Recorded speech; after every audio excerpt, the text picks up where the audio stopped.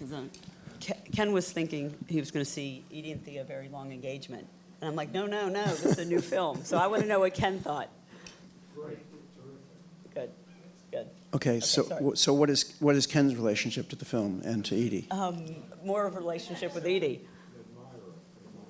An admirer. But he knew Edie 30, 40, long time. Okay, and your relationship to Edie is the next spouse after Thea? Correct. Okay. Correct. I was just telling Jimmy up there that what I contribute to this film is I fixed Edie's purple collar. I remember the morning she went to go film over at Robbie's that morning, and she picked out that shirt, and she was getting dressed, and I fixed her collar. That's about it. There you go. So when did you first meet Edie? I met Edie well over a decade ago. Like, Edie was always an activist. She was always involved with marriage equality. You heard her name. You heard Thea's name.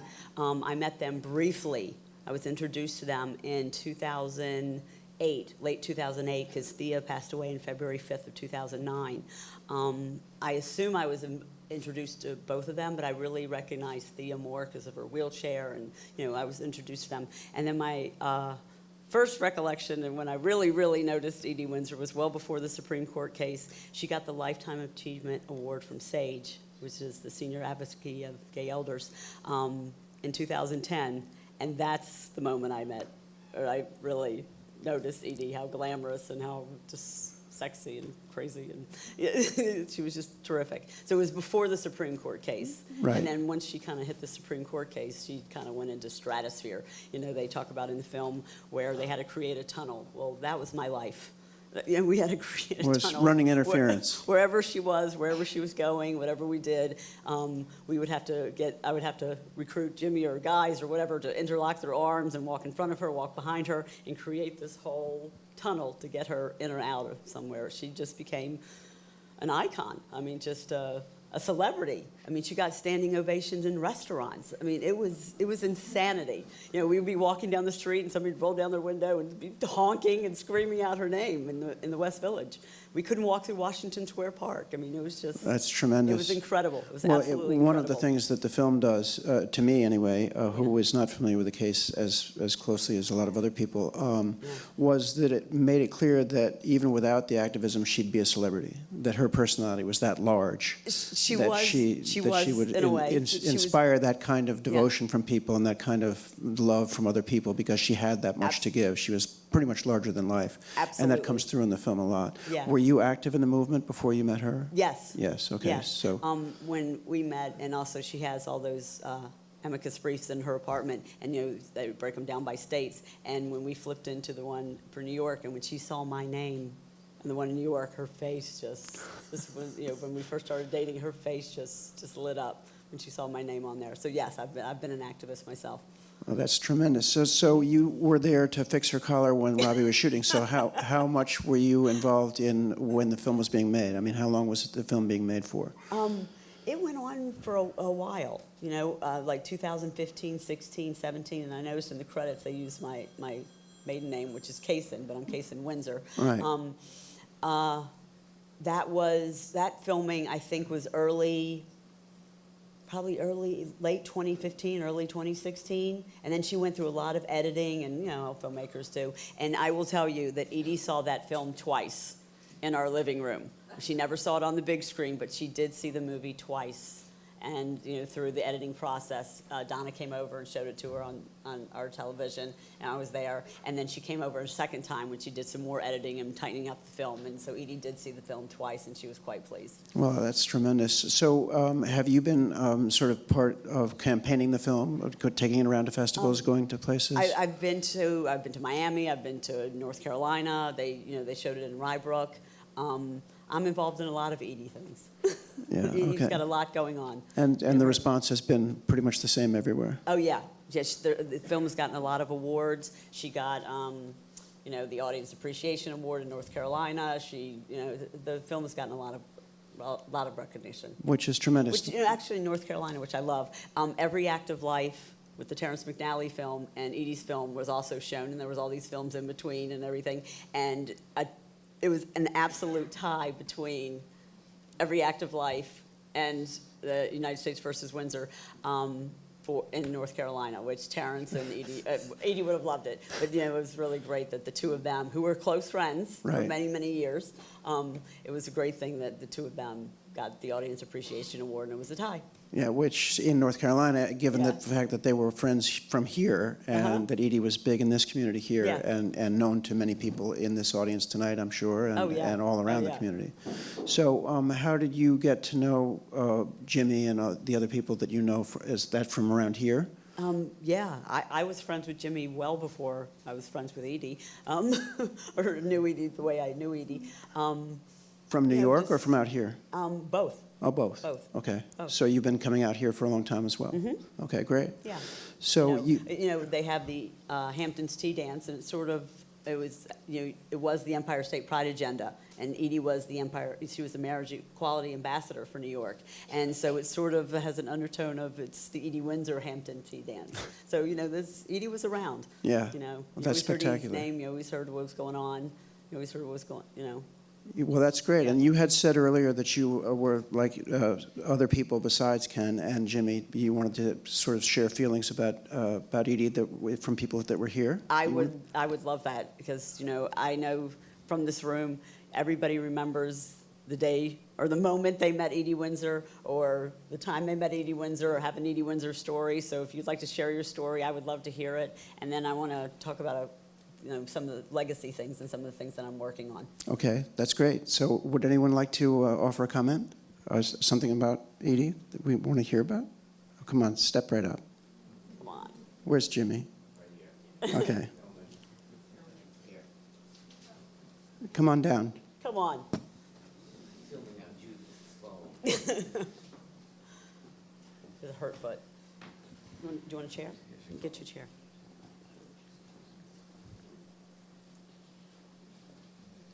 So what are we talking about? Take a mic. The love Tell a of my story. life, Edie.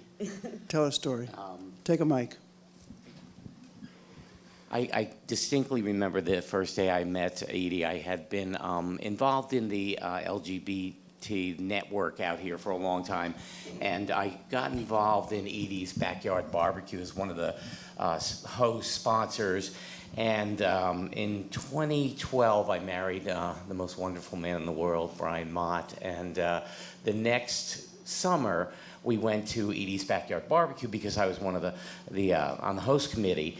And he says, "Well, do you know Edie?" And I said, "Well, I really don't." He goes, "Oh, wouldn't it be great to get a picture with her?" And I said, "Oh, I don't really think we should impose on her." He goes, Come on, you're on the host committee. Go ask her.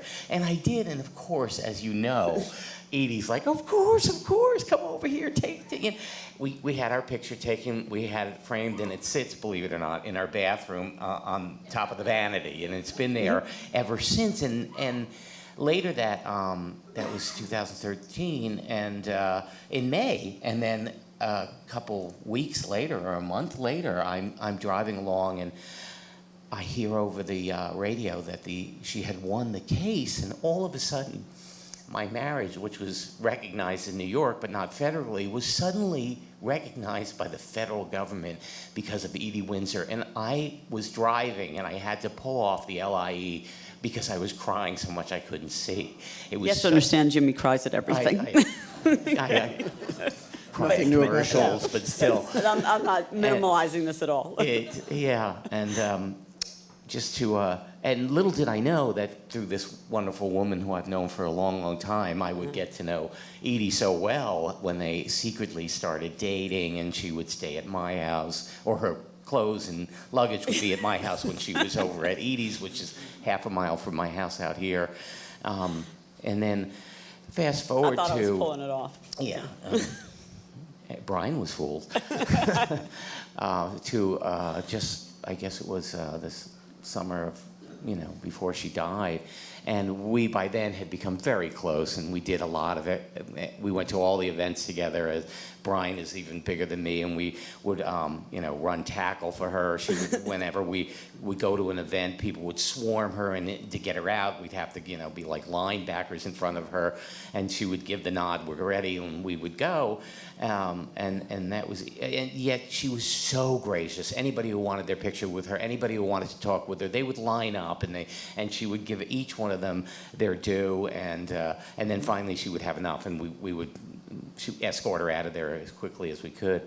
But at the end of the summer, she used to call us the Fabulous Four. We would go to all these events together and have such a great time. She was so magnanimous. And as you said, when she walked in a room, the room lit up. She was amazing. I had gotten a call from Judith in the middle of the night, and I'm an EMT with Southampton Volunteer Ambulance, that Edie was having problems. We took her into the Southampton, and she wound up being transferred to Mount Sinai, and I brought her car and some of her stuff in from out in Southampton. And I met up with Judith first, and she was coming in by a car service from the hospital, and Judith warned me. She said, she's lost a lot of weight, and she was a tiny woman to begin with, so don't be upset when you see her. Try not to cry. I said, Judith, I'm a professional. I'm an EMT. I'm going to put on my EMT face. I'm going to be perfectly fine when I greet her when she gets out of the car. She gets out of the car, and I start bawling. She was like this big, and I thought, oh, God, she's dying. And she read my mind, and she took my face in her hands, and she looked at me, and she said, Jimmy Mack, don't you cry for me. I have led a long and wonderful life, and one of the greatest blessings I've had in this life was getting to know you and your fabulous husband.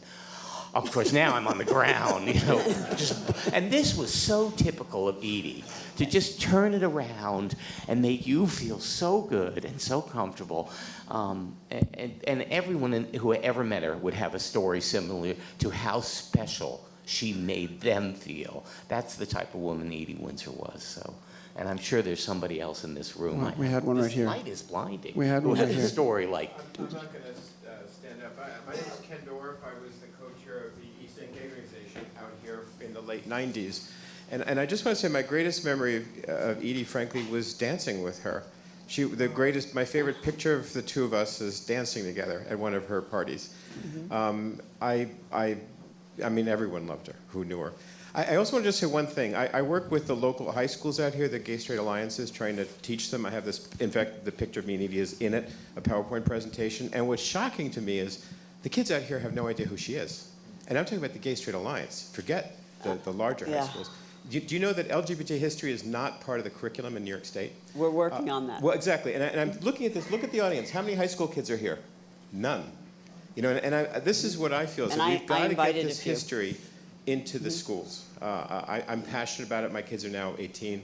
Our lives changed. I was very active till 2000, then we had 2 kids, and I said, I had something else going on. But I loved Edie. Oh my God. Like many people here. She was a blessing. And we're grateful. One other thing, my husband, the day the decision came down, he works at the Nature Conservancy. They called him and said, by any chance are you married? And we said yes. And they said, well, now we're no longer going to tax your health insurance on your spouse. What? And I said to Edie, we owe lots of money to you as well.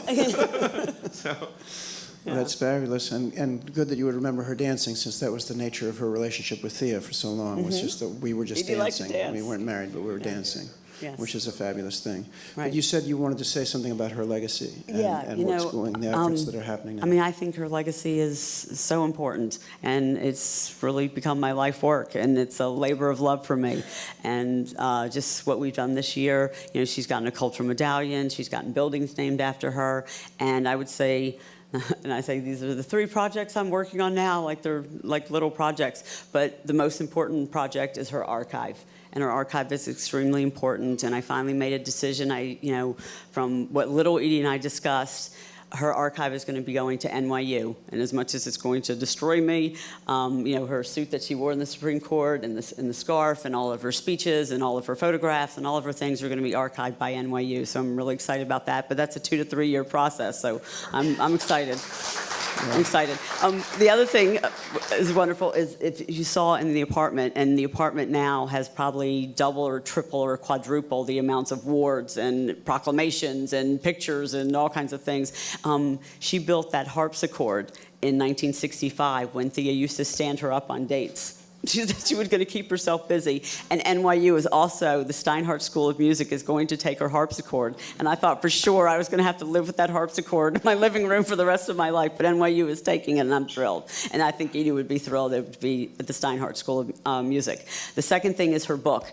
For the last year of her life, Edie was working on her book with a ghostwriter. And we have spent then this past year, Edie signed the contracts, and it's her words, and, it is very much Edie. And the past year, her ghostwriter and I have spent time interviewing all of her friends and, of different parts of her life and different parts of whatever. And the book is going to be out.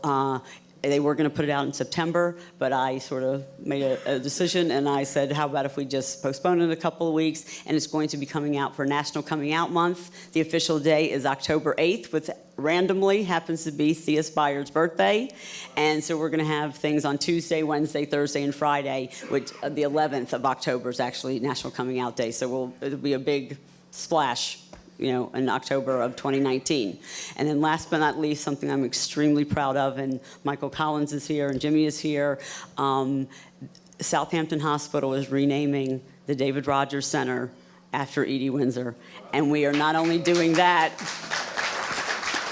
so it's a fundraising effort, but not only doing that, we're going to expand the center. The center needs to be expanded, not just from HIV and AIDS, but it has to be expanded to the LGBT youth, and it has to be expanded to LGBT elders and the transgender community and women for breast cancer screening, and, whether it be transgender for, hormonal therapy, or male to female, or female to male, and gynecological needs. That is our hope and our dream, that we're going to take that center and we're going to expand it to what Edie would have done and include everyone in the center. So Michael's here? Where's Michael? There he is. He runs the David Rogers Center now, and we're working closely together. And Jimmy's very involved with the center, and we're very excited. I'm beyond excited. So May 25th, 2019, the Edie's Backyard Barbecue will be for the benefit of the Edie Windsor Center at Southampton Hospital. Yes, I'd just like to say it's such exciting news and a wonderful project, and we're all very excited. And one quick story.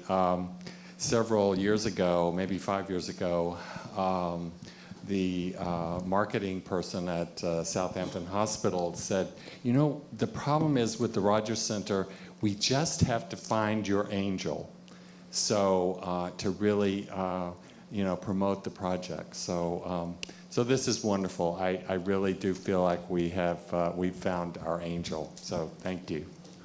Well, thank you. Yeah. And thank you so much for spearheading all this work that you're doing, and the way that the waves come out from everything that she did and everything she represented. It's too important. It's too important to the LGBT community. We have come so far. It is too important to women. It's too important to just every individual. And I don't like to talk politics. Edie told me, and I think Edie was the smartest woman I have ever met, this too shall pass. And we know the difference between right and wrong, and this is short term. This is not forever. And we've come too far, and we are not going backwards. Which is and absolutely Edie was correct. Determined, and she was convinced there's no way they're turning back on Windsor, and there's no way they're turning back on Obergefell. They might chip away at it in certain states, but there's no way we are going backwards. Which is This is excellent. not going to last forever. It's thanks to the efforts of you and all the people that are taking that kind of activism. And the hope is, to the point that was made earlier, which is that this film and the archives and the center and getting that kind of education and reaching out to the youth and the elders and making it part of our curriculum, part of our consciousness, so that what she did and what she represents continues on way beyond this, and all these things go to make that happen, which is a beautiful thing. So congratulations, and thanks so much for being with us tonight. I thank Edie. And thanks, Edie. Thanks She had all that of us. Thank impression you, on Edie. people. Thank you so much. Thank you.